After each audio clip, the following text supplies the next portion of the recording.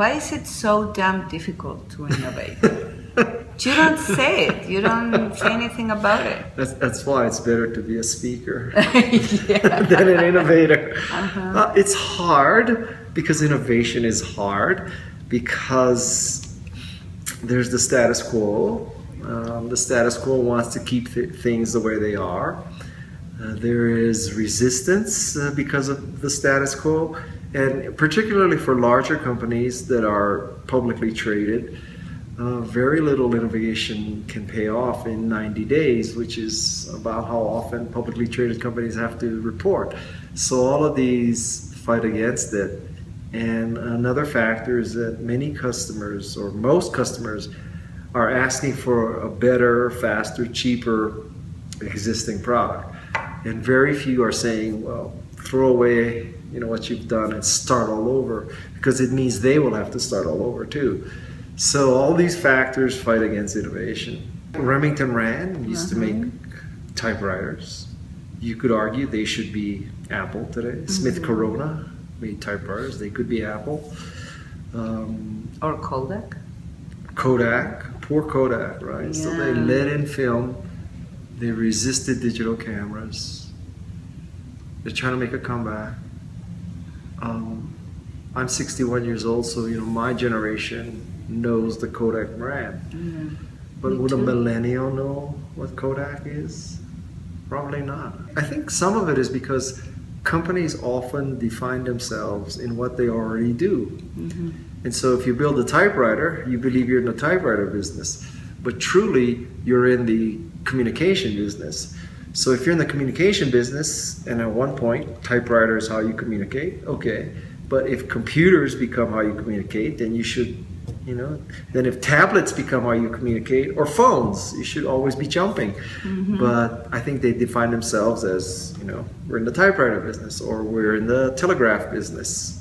You could have a lousy mantra. Your mantra could be, we make typewriters. So that would be, we make typewriters would be a mantra that would limit you, right? On the other hand, if it's we facilitate communication, then yes, that would help you.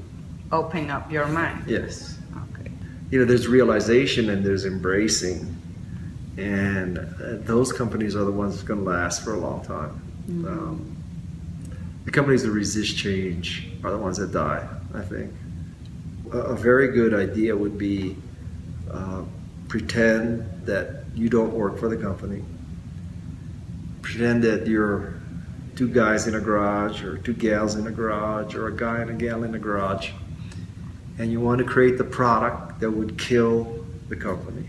What would you create? Because any successful company, there's probably two people in a garage who are thinking about how to kill it. Yeah.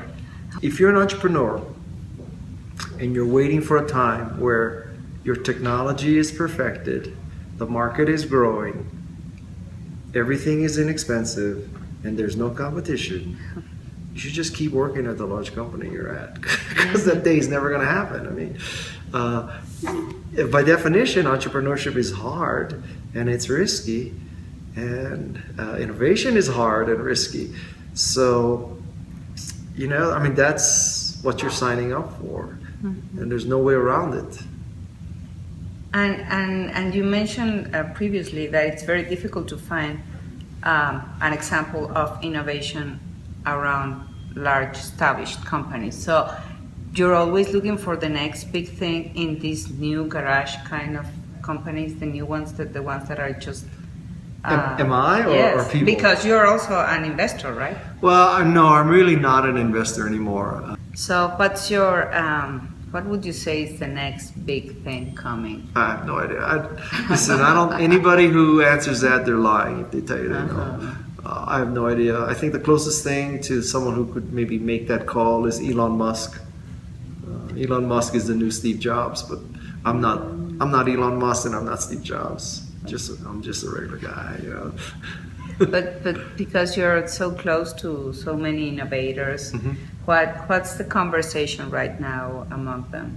You know what? The way it works in Silicon Valley is you take a lot of shots, take a lot of chances, some of which stick.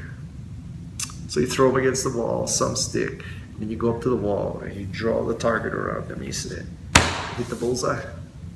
That's how it works. Okay. Well, I don't know if you want to add something. I didn't ask. That's everything. Yeah? Okay. Okay. Thank you very much. Thank you. Say bye-bye. Bye.